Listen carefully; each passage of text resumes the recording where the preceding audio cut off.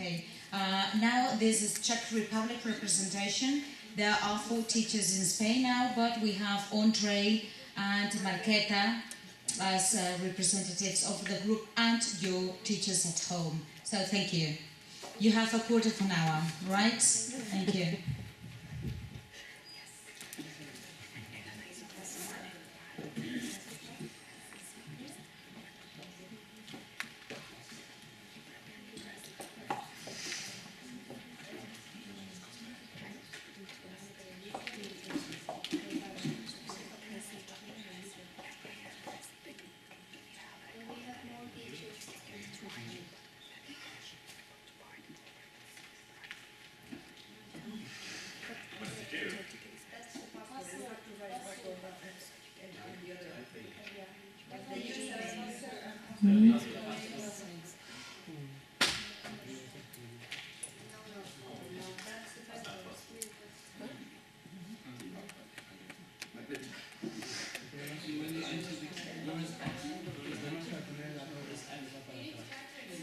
Yeah, I know, but it always goes back. Have you seen it?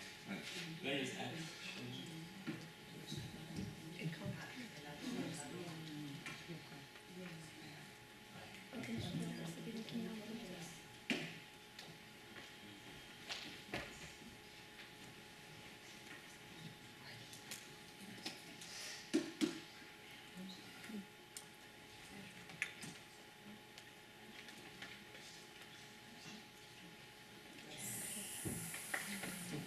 Yes.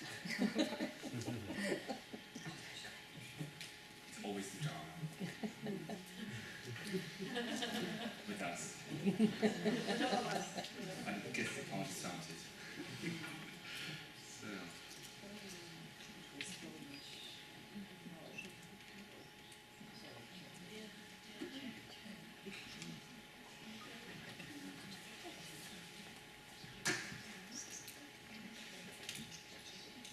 So first we would like to introduce to you our schools. Oh, yeah. So first we would like to introduce our schools to you. So me and Marketa come from the Czech Republic, and Marketa teaches in primary school, while I teach in high school, in grammar school. We call it gymnasium, and the city we come from is called Ústí nad Labem. And yeah. Okay, so we would like to talk about the project and what it gave to us, what it gave to our students, and how it changed our approaches towards each teaching. So that's it. Okay. So first, we would like to talk about the place we come from. So we come from the Czech Republic. You probably know the Republic. I don't know, from pictures or from the internet. So we're usually known for our capital, Prague. Also for beautiful nature, and if you look at a picture of a bridge, that's the city we are based, yeah, with our schools. The town, our hometown, is very close to German borders, so if we talk plurilingualism, yeah, it's a hard word for me. We're usually, we usually know German, yeah, and Czech, so we are usually fluent in those 2 languages. Okay, so first we would like to talk about the impact on our schools. Okay. So impact on our schools. We thought we would take it from the perspective of teachers, our teaching, education, and pupils, our pupils at the Czech Republic, at our schools, in the Czech Republic, at our schools. First of all, I would like to start with improvement of teacher skills. I have been teaching for a very short time, so I was happy to be or to participate in a training. In my view, from my own experiences, I have changed my teaching. I have changed as a person. I have changed as a teacher. In what ways? In many ways, and we would be here a long time to talk about the ways. The one I would like to point out is that I lost the fear about teaching more languages than just one, And I would like to teach my children that they shouldn't be scared of other languages.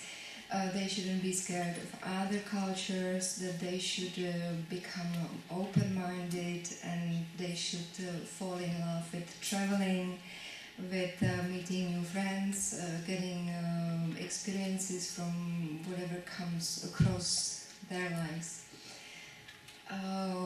At our school, we have always organized international days, but we sort of limited it to facts and pictures. Nowadays, I try to bring a couple of new words, lexes, sentences, phrases. I make my children to search for these phrases, greetings, jokes. I have the courage now to do it, so I make my students to do it as well. And if we are having problems, then we always can rely on the internet. And I'm not afraid to say, okay, if we don't know it, we can learn it later, we will find it out, we can ask someone. I ask children whose maybe mother or father is Russian or a different origin, so they can find it out as homework. So you can always work it out, and even though you are not sure in that language, there is something there. You can always find some source how to find it out, and you are not afraid to push your children to do it. Plurilingual activities you have uploaded to VLE website has become very useful, a great source of activities, which I'll show you later, that we have put into practice already. So when I was teaching in the Spanish school here, Maria, I was like, Maria, this is your activity. And she was like, no, it's not mine. I was like, yes, she is. We uploaded it from the VLE, and then we did it in the Czech Republic, so it looked different, it was the same. Dissemination. We come back home from our projects. We sit in our staff room, we invite our colleagues.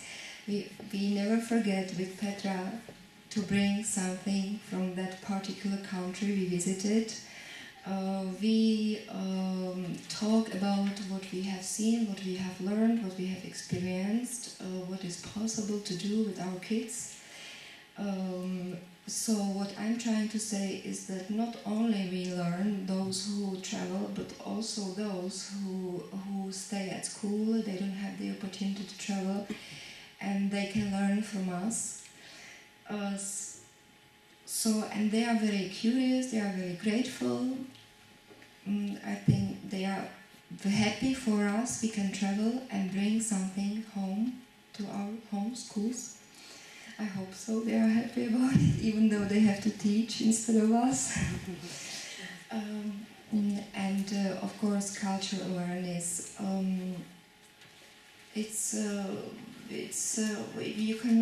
can read about cultures, you can learn about cultures, you can learn its language, but if you go and experience it, it's completely different. If it leaves a trait in your heart everywhere, and then you pass it on to others when you come back, and I think it's real. Is just real. Okay. So I won't say the horrible word again, so let's say other B-word activities. So we wanted to show you some practical things we did with our children. So I chose two activities that were quite good and that went well. So the first one was, I called it Classroom Maze, and I showed it, I think, everywhere I went. So, and also in Valladolid. Okay, so the base of this activity is very simple, just to show directions in different languages. So you teach children how to go straight ahead, how to turn left, how to turn right, in Czech, for example, or in German, it doesn't matter. And they have to learn it very quickly. They have a few minutes to do it. So, and then I sent them out of the classroom, and I prepared a maze. As you can see in the picture here, I used paper tape. This time I forgot it at home, so it was difficult to create a maze, in the classroom. And then they covered their eyes, and their classmates have to follow their instructions in different language. So it was, for example, for these little students, it was something I think very effective. Okay. So bad quality pictures, sorry. Okay, and they enjoyed the lesson very much. Okay. So after a few minutes, they were able to speak a different language if they wanted to give someone directions. Very simple. The other activity we tried, and I tried it in my school, in my high school, was called Enigmatic Languages, and I took some extracts from an article and I translated it into several European languages. As you can see, some Portugal, Danish, English, Spanish, Polish, and so on. And then they are distributed on the walls. They had to go and read the extracts and find out who the mysterious person or celebrity or someone was. So if you can look at the pictures, so that's the picture of our hall, and the students are looking for the extracts. They have to write the knowledge, and for example here you've got Portugal,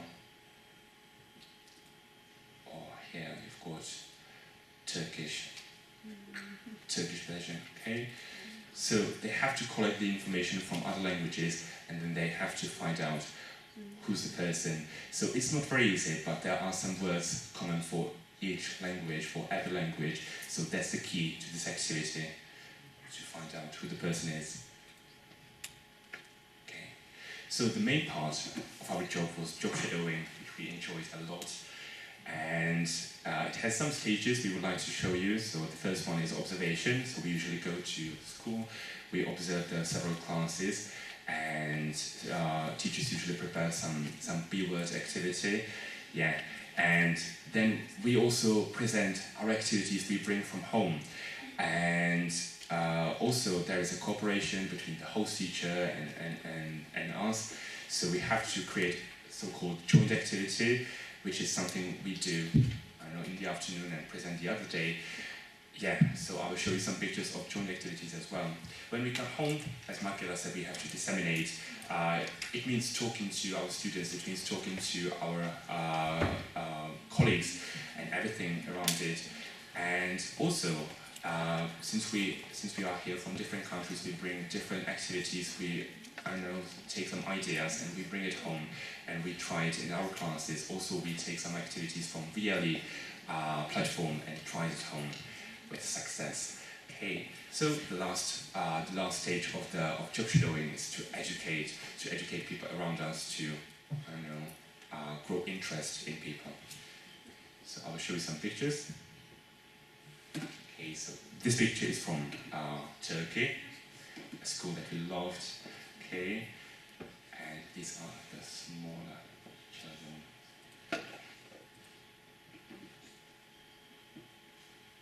This is also a picture from Turkey. Who is here? Okay. We have experienced here I wouldn't be afraid to call it the clearing method. The English with I'm sorry. It was a class of ecology, and there were some elements of English in it. So it was taught in Turkish, but some, for example, the presentation they had to watch was in English. So that's what I really loved about it.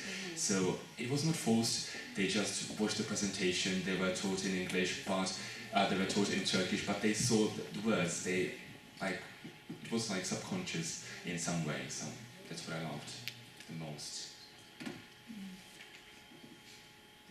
Also the ecology class, and this is a music class we had to observe. We wanted to observe.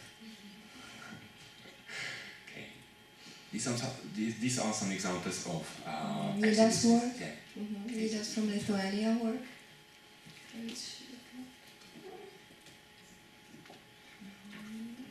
Okay, so this is our joint teaching with Nida.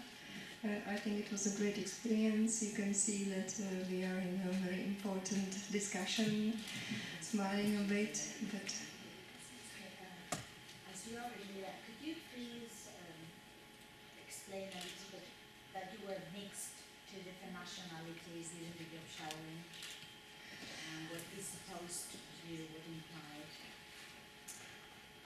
you mean what implied That during the job shadowing, different nationalities were together. we mean Czech and Lithuanian. Yeah, we were never together as a group. Yes, we had to split. I would like to come. Yes. I plan to talk about it. In fact, it was unbelievable because you cannot imagine, but two teachers from different countries speaking different languages. We could just, I dare to say, easily teach together during one lesson. We cooperated. We had no problems in communication. We could deal with kids easily, even though I wasn't the one whom you. It just worked. It just worked, and as you know, I was in Lithuania, and with Nida it worked perfectly. I was in Turkey, it worked perfectly. I was now in Spain, or I am in Spain, and with Carolina, I think we really managed. We managed to do it, and it was interesting because she had her German lesson, and because I know some of the German language, so we just taught in English, in German, Czech, Spanish we skipped because they knew the language, and we could do it. We were successful, and it worked. It really did, which I was surprised. I couldn't imagine it. Also, there were usually several schools included in the project. So, I think in Lithuania there were several high schools or elementary schools included in projects, so we were never in the same school. So, for example, me and Marketa, we never saw each other during the week, only in the evening. So, at first... I think that was a great idea. So it was a great idea to separate us and put us together with a teacher from a different country. I'm sure that not everyone liked it, and we wished to be together. As two Czechs, you wish to be together because we were afraid, to be honest. Right? We didn't at first, but then I think that was the best thing that could happen to us because we got to know each other from the teacher from a foreign country, and then we got to meet the host teacher, and we were like a team. We had to become a team in a couple of hours. So we were aware of this limitation, and so I think we worked hard.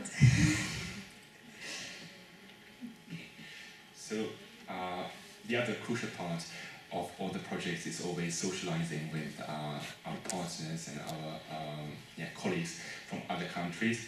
So I just chose some pictures from the projects we were in, or the meetings we attended. So for example, this is a picture from Lithuania. You can see some familiar faces around here. Okay, or having a presentation in Lithuania. Also, you have to turn your head a bit. The kids put it on me, so they were very happy with I was wearing it for them. Okay. So we usually don't have enough time to go sightseeing. It's not the purpose of the project, of course, but if we do, we enjoy it to the fullest, and it's always great fun. And thank you for that, for amazing program in Spain. So if we talk about future projects, we were just having a break, and Duigu, she asked Maria, I would like to continue with another project, maybe just a simple one for small children to send Christmas cards. So I think that's one of the idea or one of the plan we can start with, And of course we can go on and make it more complex, but this is the beginning, and they agreed on it, and I think I am gonna do the same. So it's always easier when you do some projects with somebody you know and you have met, you have worked with. So that's what we have been doing here, establishing new international relationships with other teachers. And once the relationship has been established, it's much more easier to learn from each other in the future. And of course, you never know, but we always become a part of some projects, and we are searching with Petra for other schools. So why not to pick up the school where we are very well, where we have been through something, and go back?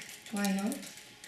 And of course, we would like to have enough strength for our pupils and take them out of the Czech Republic and take them to other countries, because I repeat all of you what you've been saying all day, but it's really important for our lives to learn different languages, different cultures.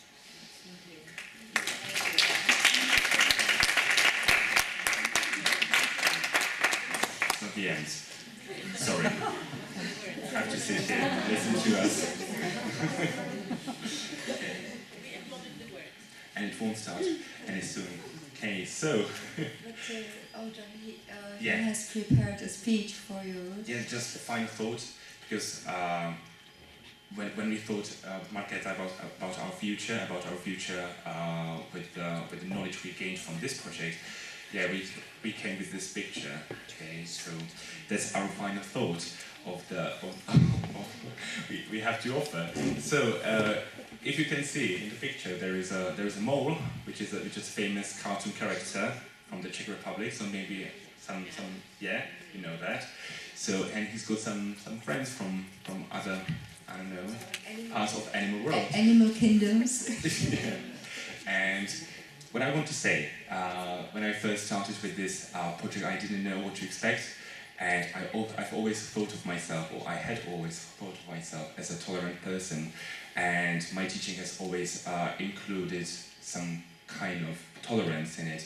And at least the students had to tolerate me, which was not always easy, okay, and which is not always easy. But at that time when we started, we had no idea how this would change our perspective and approaches towards teaching. And the truth is, if you don't experience something, if you don't understand something, it doesn't mean you're tolerant. It just means you're too lazy to get the facts, to learn the facts. It means you're too lazy to go and reach to another person and to get to know her or him. And you're just someone else's ideas and opinions, and it's not tolerance, it's just ignorance, we can say. Okay, so you can say that you're tolerant, but in fact, when you don't do it, you're not. And with this project, I haven't only become even more tolerant. In fact, it was more, and I don't just tolerate other cultures or nationalities. I enjoy discovering them and getting to know them, and I can say liking them a lot. And it came to contrast with my teaching approaches, and I knew I had to make a change, how to plan my whole year, how to teach.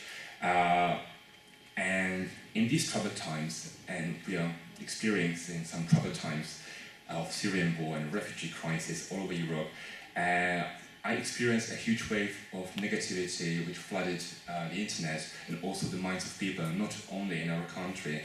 And I've never experienced anything like that.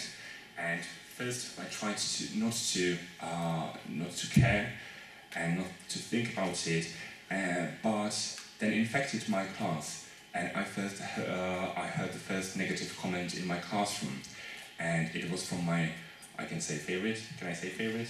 Yeah, we are not objective. Favorite student, and I was so shocked. It was a girl, and I can't say what she said. It's too horrible, and so I realized that lack of knowledge and lack of experience brings fear and prejudices, which leads to discrimination. And then it struck me that it is my job to teach the students facts about tolerance, about acceptance, about differences that make us special and interesting. And I thought that if I could change their mind, they could do the same with their families, then we can just change the society from the bottom. And I'm just thinking about the approaches. I started something. Yeah, with my classes yet, and I know that it will be difficult, but I have to give them something more than just English grammar or English vocabulary. I have to give them the knowledge of the world, and yeah, I must teach them that being different is nothing we should just tolerate. It's something we should embrace, celebrate, and I think fully accept. Okay, and that's it.